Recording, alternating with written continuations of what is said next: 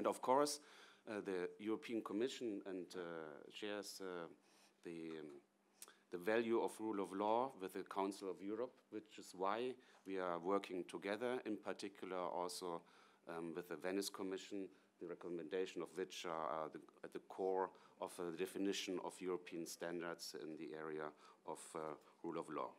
I would also like to commend all those who were involved in the constitutional reform process, which led to the successful referendum in February 2022, which we welcomed as the European Union and which was also welcomed by our member states who already in December, ahead of the referendum, decided to open a new cluster in the negotiations, enlargement negotiations with Serbia, acknowledging the work which has been done in the field of rule of law. Now, the referendum was the first step. The process is not over, as Nadia has explained. It's now important to work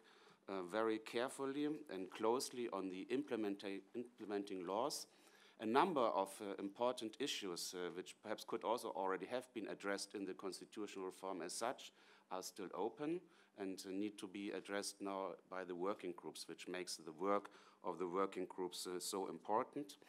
And here, of course, it should be a matter of priority, as the implementing deadline is February next year. From our point of view, as always, we welcome an inclusive process, the consultations with all the relevant stakeholders, but also with